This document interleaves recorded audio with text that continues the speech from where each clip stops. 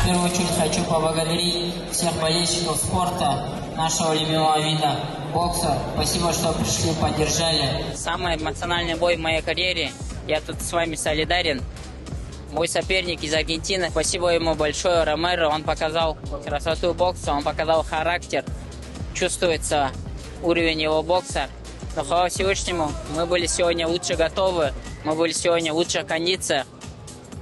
Я думаю, что никого сегодня не огорчил. Хочу обратиться к Марнадару Кремлеву, флагману сегодняшнего спорта.